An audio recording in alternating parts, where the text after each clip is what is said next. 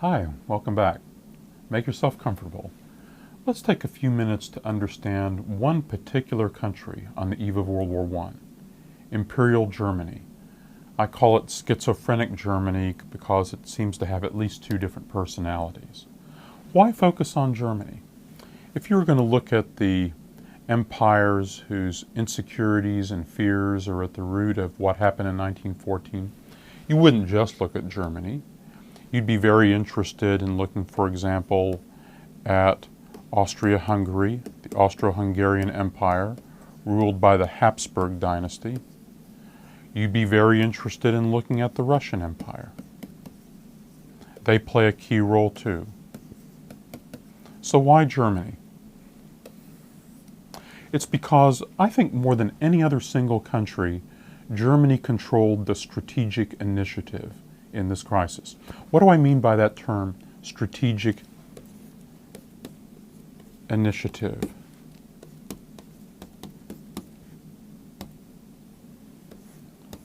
What I mean, the country that has a strategic initiative, or even the company or the individual that has a strategic initiative in an engagement, whether it's a football game or a war, is the country or the side that's really able to set the time, place, and manner of engagement.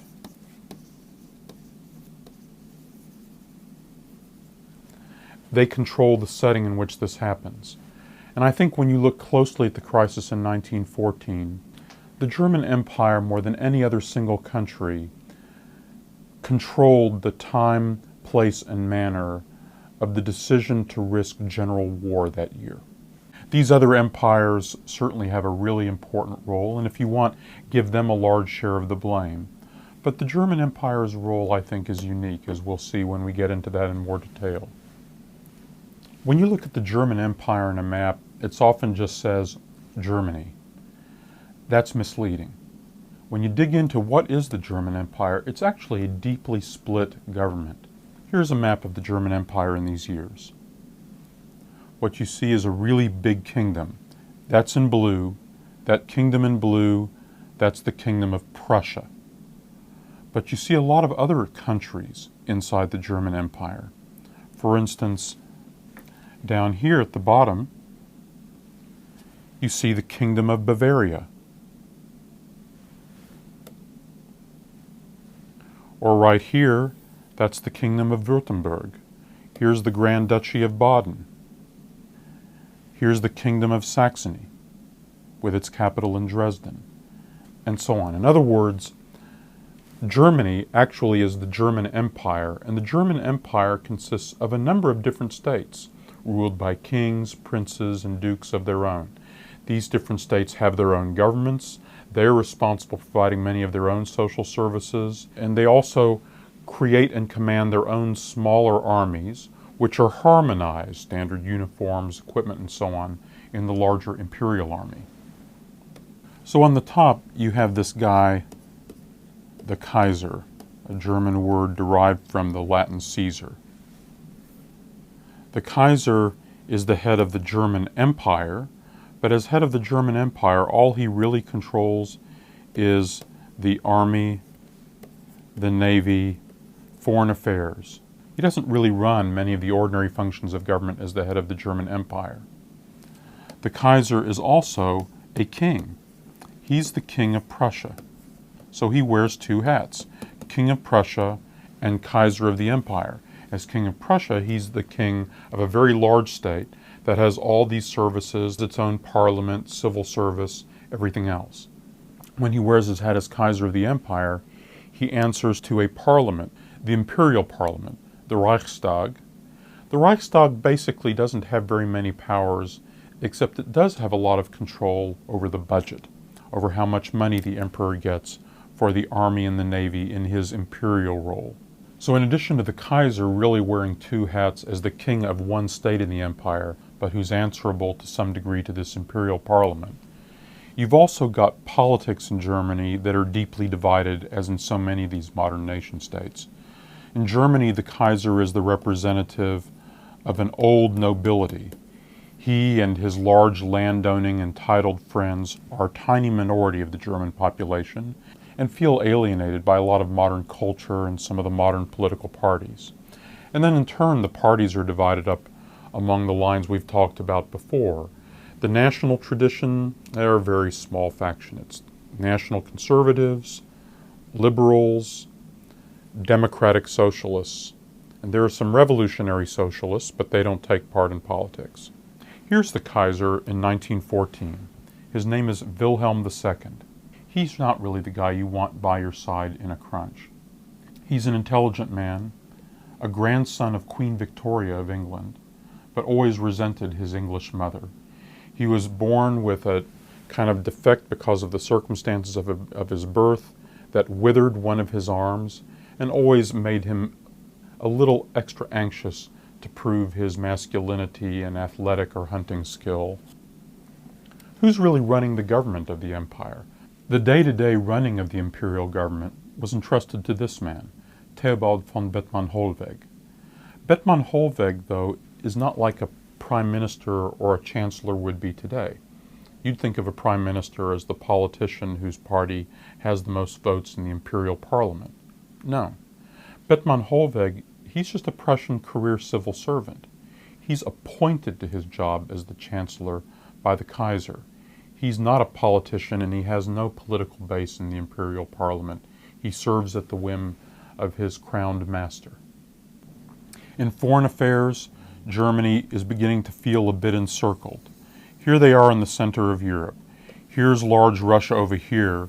It was really weakened by the revolutions of 1905. But it's recovering its military power and now has the most numerous army in Europe. And here's France over here, still eager for revenge from its defeat in the Franco-Prussian War.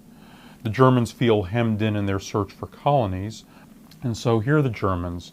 They feel like they've become the most powerful country on the continent of Europe, but nonetheless feel defensive, encircled, and worried that their enemies are going to get stronger than they are. The Germans are encouraged to find their place in the sun by being a dominant power in Middle Europe, in Mitteleuropa, in Central Europe. They're partly encouraged in this hope by this man, Sir Edward Grey. He's the British foreign minister, trying to manage the balance of power, trying to diffuse crises, trying to keep the British from having to get involved in some military conflict on the continent. By 1912, the Kaiser and some of the nobles around him increasingly feel like the world is moving in the wrong direction. Their reasons for feeling that are partly domestic and partly international. Let's take a look here at what's happening to them in domestic politics. The Germans have a national election in 1912. In an earlier presentation, we talked about the basic kinds of political parties you'd find in the modern world in this period. Armed with that knowledge, you too can interpret the German election results of 1912. Let's take a look. So on the very far left, you'd have the revolutionary socialists. Well, they're not participating in the election because they believe in the violent overthrow of the government. So they're not represented here. Next on the left, you'd have the democratic socialists. These are the Marxists who are willing to participate in government. In Germany, that's the Social Democratic Party, right here. So those are your democratic socialists. Then you have your liberals. The liberals really group into those who are more pro-imperial and those who are a little more anti-militaristic. The more leftist liberals are here, the more right-wing liberals are here, but the liberal parties taken together win this many seats. Here's the Catholic Center Party. The Catholic Center Party is not easy to categorize. A lot of their views are really liberal. They're in favor of religious tolerance because the Catholics feel like they've been battling against the German state for the last 40 years. But on the other hand, they do believe in traditional values and they definitely do not like the anti-Catholic Marxists. So I would classify the Centrum, the Catholic Center, as being a little more on the liberal side of the spectrum, literally kind of in the center. On the more conservative side, what I'd call the National Conservatives, That would really be these two parties right here, the German Conservative Party and the German Imperial Party, but between them, that's only 57 seats. Here are some other national minority parties, including a party that called itself the Anti-Semitic Party, because it was so proud that it was anti-Jewish, the Farmers' Party, and some other motley groups. But if you look at this as a whole, this is a very discouraging election result for the Kaiser. If you break it down, you'll see that what they regard as the far left is 30% of the parliament. The liberals make up another 24%, so a majority of the parliament are either Marxists or liberals. The Catholic center is another 25%, and the national conservatives are definitely in the minority.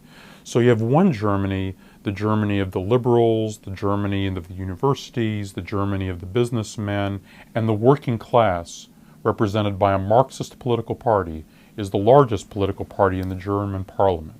So that's one face of Germany. From the point of view of the Kaiser, the 1912 election results are telling him that the trend lines are not going in the right direction for the future of him and his kindred.